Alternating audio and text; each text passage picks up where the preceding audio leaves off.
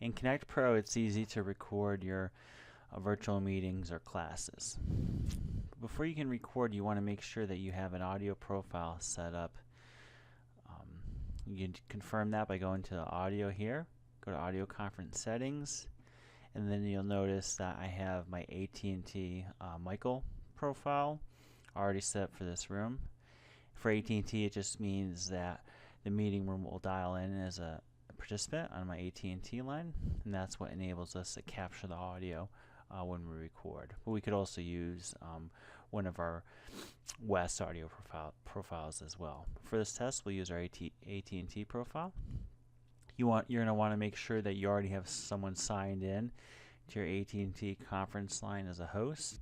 Once you have the audio line open, we'll go to Audio, Start Meeting Audio, and that means the meeting room is dialing in as a participant. You'll see this blue eye over to the top right hand corner of the screen. That means that the room is dialed in. Okay, once we've connected our audio, we're going to go back to meeting, then click record meeting, and you could perhaps you might want to enter in today's date here, for example, so you're able to easily identify this recording later, and then hit OK. We're recording. Once you're recording, you'll see a bright red circle, top right hand corner of the screen. If you hover over here, you could pause recording. Perhaps you want to pause it during breakouts, because if you remember from your training, breakouts aren't captured in the recording. Okay, so we pause recording. You can resume recording. At the end of your meeting, you may want to hit stop recording. I'm going to close this out though. And you see that red circle, so we're still recording. You could also go to meeting again and click stop recording. So we've stopped our recording.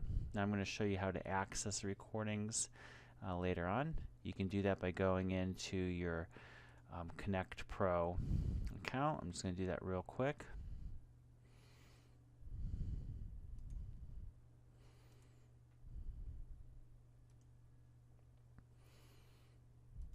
Now my Connect Pro dashboard.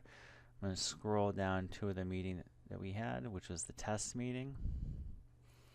Up here earlier we looked at edit information. Now if you click on recordings, you'll see that recording that we just recreated 24 March is now accessible.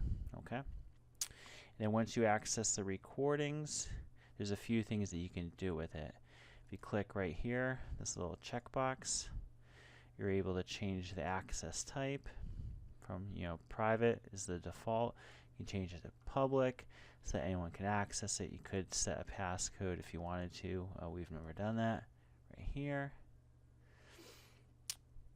And then if you click on the name of the recording right here, it gives you some additional options. You can click on the actions here. You can edit information, which include the title of the recording, edit recording. You could make offline, which just means to download the recording.